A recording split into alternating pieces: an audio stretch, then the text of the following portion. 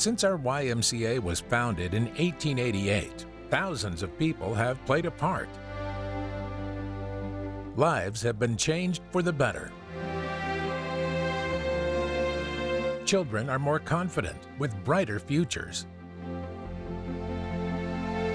And our community is stronger and healthier. It takes many voices to tell our Y's 125-year story. Here are just a few of the people who have been a part of our Y's legacy. Well, I have a long connection to the Y because I go back through my father to my grandfather. And grandfather was very active as a young man in this community. And at 23 years old, he and his twin brother were charter members of the founding of the YMCA in 1888. My father was very active in the YMCA. In 1934 and 36, he was president. And I was only 5 years old when he was rotated out of being president. But I always was very proud of him for being in the YMCA. Well, the first memory I have, because I was very young, was the father-son banquet. And I remember distinctly being in the gym with the track around and all the tables set up. After I came back to Winston-Salem, I got involved with the Wiseman's Club. Tuesday night we had a good young group of men that came down and played volleyball, and then we had a dinner afterward and a speaker.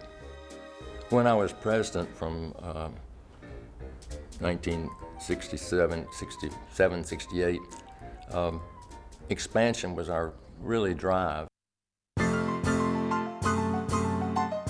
Serving the African American community, the Patterson Avenue YMCA was founded in 1924.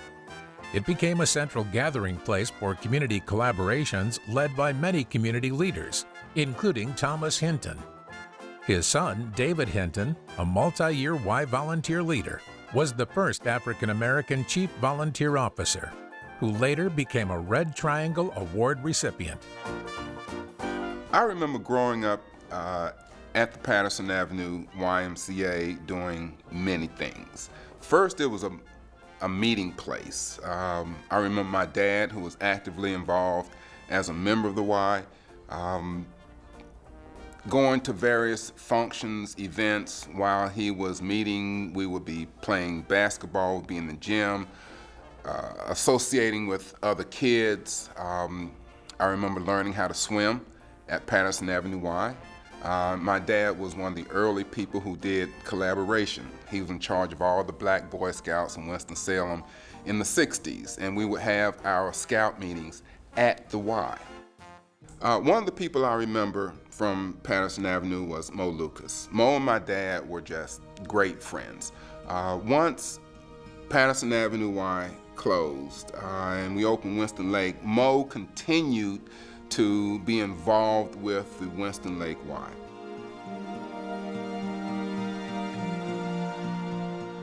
From the early years, when Camp Haynes's main attraction was the lake and the big clearing, camp has grown into a year-round adventure and character development destination. Charles Welfare was one of the first boys in 1927 to board the bus for a journey out to YMCA Camp Haynes. Inspired by his father's camp stories, Randy Welfare became a camper and sent his son to Camp Haynes as well. 3 generations of Y campers. My father was the oldest of 6 boys, and they were Y members just all the way back. Eventually, all the brothers went to camp, and most of them ended up being counselors, spending lots of time in the summer at Camp Haynes. But in 1927, you got on a bus in Winston-Salem, and it was an hour at least, or 2 hours, up bad roads to get to camp. And it was a world apart, a separate place, a very special place then. Camp Haynes teaches values. And the values haven't changed from my father's time to my time to my son's time. And if we do it right, the values are going to stay the same, and my grandchildren are going to have the same values. In the 1990s, the Y focused on the character development values of caring, honesty, respect, responsibility, and faith. The Y also took its mission internationally, helping to re-establish the Y in the Ukraine after the fall of the Soviet Union. During this period, the Y welcomed its first female chief volunteer officer, Gaynell Hutchins.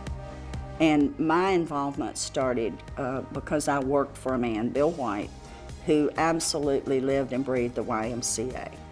This was a period of tremendous growth for our YMCA. When I was serving as chair of the YMCA, Brian Comier was the CEO. You had to be around Brian to know just how passionate he was about the Y and what the future of the Y would be. Some people thought that the YMCA was just a place where people went to exercise. And the Y is so much more than that. They just are constantly reaching out into the community. Through the next 2 decades, the Y continued to expand, adding locations and merging with other Ys in the Northwest region. Responding to community needs has always been a part of the Y. Strong volunteer leadership, supported by a dedicated staff, are key elements to the Y's success.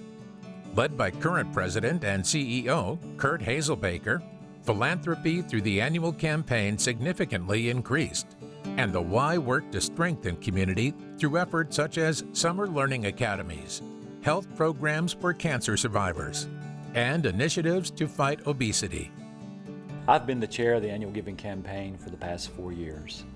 Kurt truly values volunteers and has always made me feel like my contribution was important and very special to the YMCA.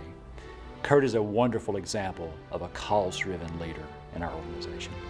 It's important that we share the story of the YMCA because of the wonderful things it does, but also because that message, when it touches people's ears, it touches their hearts. And when we touch people's hearts, we're able to get those people to understand, number one, the cause that we serve, the mission that we believe in at the YMCA, and the impact that we have in our communities. The mission has stayed the same over these 125 years. The new look, the new colors that we're using today simply helps us do a better job of sharing the impact our YMCA has in our community. We did it through leadership, we did it through community involvement, but we never lost sight of the need for the values over the years. It's where people come to improve their spirit, mind, and body. You don't know if the person that's coming through is rich or poor. They could be of any race, any religion, any status, any social background. That's what the Y is all about.